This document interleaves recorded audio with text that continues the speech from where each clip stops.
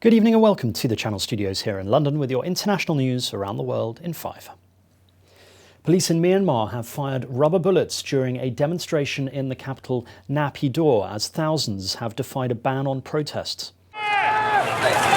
Water cannon and tear gas have also been used against protesters who are standing against a coup that removed the elected government last week. At least 2 protesters have been seriously injured. The 4th day of consecutive protests is underway despite new restrictions being introduced on Monday. Both a ban on large public gatherings and nighttime curfews have been instigated in some cities, with military leader Min Aung Hlaing warning that no one is above the law. Protesters in Myanmar have been demanding the release of elected leader Aung San Suu Kyi, along with senior leaders of her party, the National League for Democracy. A computer hacker who gained access to the water system of a city in Florida tried to pump in a dangerous amount of chemical, that's according to local officials. The hacker briefly increased the amount of sodium hydroxide in a local water treatment system, but a worker spotted it and reversed the action. The chemical is used in small amounts to control acidity, but a large amount could have caused major problems in the water.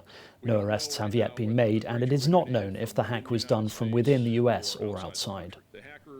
Emergency teams are working around the clock to rescue up to 35 people believed to be trapped in a tunnel in northern India. The tunnel was blocked after a huge flood in the state of Uttarakhand on Sunday, in which 28 people have been killed and as many as 150 are missing. A piece of Himalayan glacier is believed to have fallen into a river and triggered the deluge. The main rescue effort is focused on an 8.3-kilometre long tunnel, one of 2 connected to an affected hydropower project. People were apparently trapped inside the 2 tunnels when the torrent of icy water swept down the valley. Facebook has announced it will start removing false claims about vaccines from its platform. The social media company said in a blog post it would broaden its target of debunked claims about the pandemic and vaccines in general. Some conspiracy theorists have falsely stated that the coronavirus was man-made and anti-COVID-19 vaccines can cause autism. In recent weeks, news reports have identified these false claims spreading on Facebook pages, groups and Instagram accounts.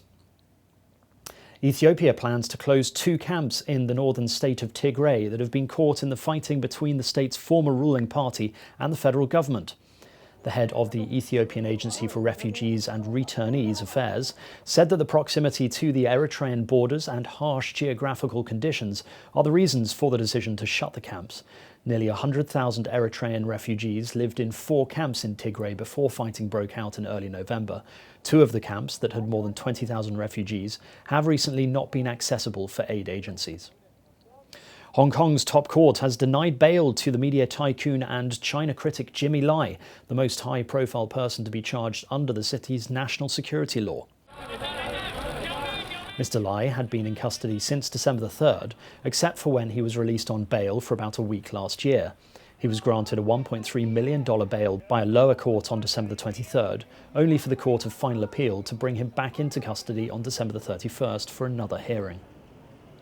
The United Arab Emirates probe, called HOPE, is due to enter Mars's orbit in what is the country's first mission to the Red Planet. The probe will orbit the planet and send back data about the atmosphere, aiming to provide a complete picture of the Martian atmosphere for the first time, studying daily and seasonal changes. The Emirates Mars mission has cost around $200 million, and it's part of an ambitious plan to build a Mars settlement by 2117. And finally, twin pandas at a Belgian zoo have discovered the joys of playing in the snow for the first time. The snowfall happened as freezing weather swept much of northern Europe, which according to their keeper is a reminder of the bear's natural Chinese mountain habitat.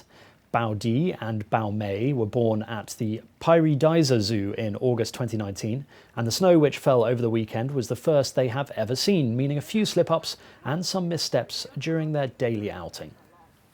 And that's your international news around the world in 5, and now back to the Channel Studios in Lagos.